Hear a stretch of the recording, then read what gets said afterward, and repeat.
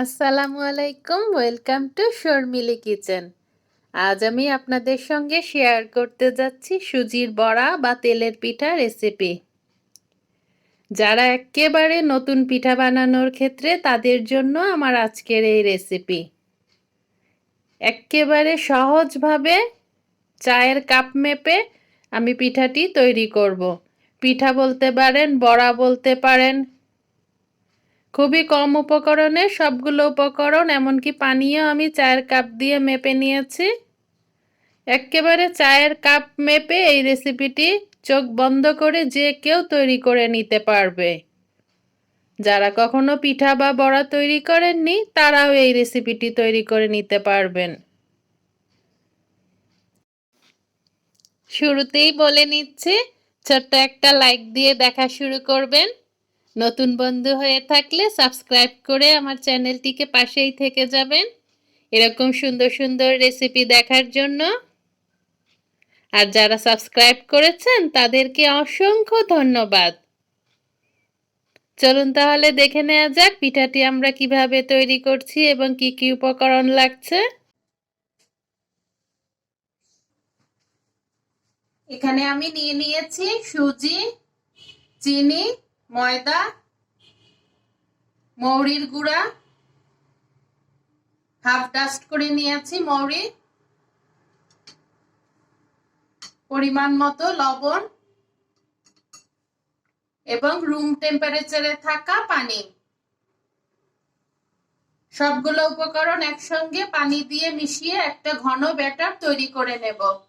কারো পানির পরিমাণ একটু কম লাগতে পারে, কারো বেশি লাগতে পারে, সেই অনুযায়ী আমরা একটা ঘন ব্যাটার তৈরি করে নেব। চলে যাচ্ছি নেক্সট স্টেপে।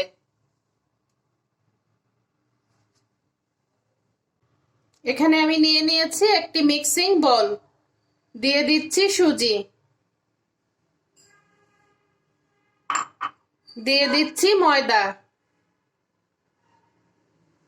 দিয়ে দিচ্ছি চিনি,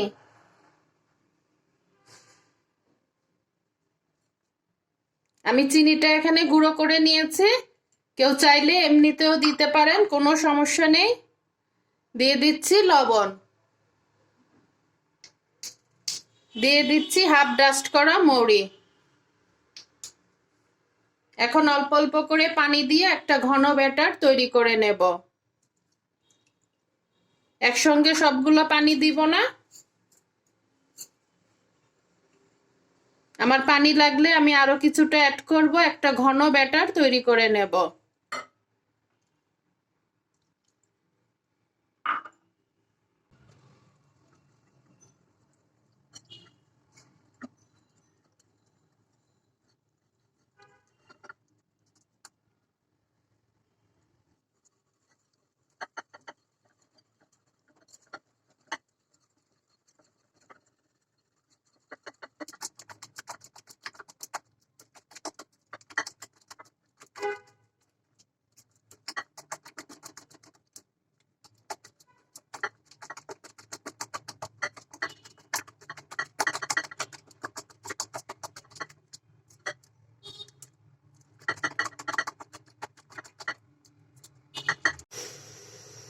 পাত্রে আমি তেল গরম করে নিয়েছি, এখন পিঠাগুলা ভেজে নেব।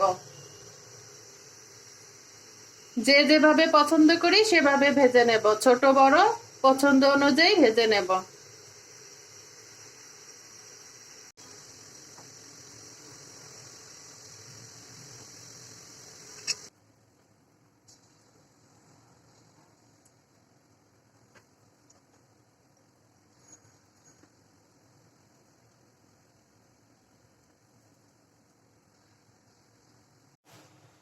পাত্রে তেল গরম করে নিয়ে ছোট একটা স্পুনের সাহায্যে ছোট ছোট বড়ার আকারে সুন্দর করে ফুলকো করে ভেজে নেব।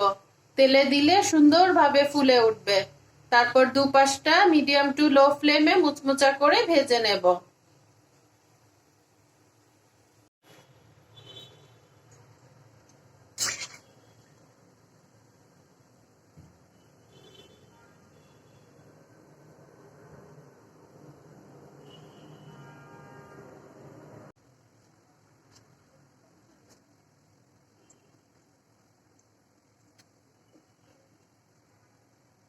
এভাবে করে ডুবো তেলে বড়ার আকারে ভেজে নেব।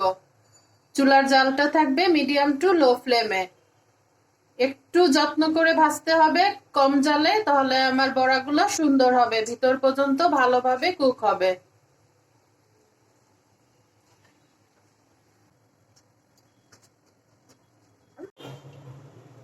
দুই পাশটা এভাবে বাদামি কালার করে ভেজে নেব। দুপাশটা এরকম লাল করে ভেজে নেব। মিডিয়াম টু লো ফ্লেমে ভাজবো, তাহলে ভিতরে কাঁচা ভাব থাকবে না।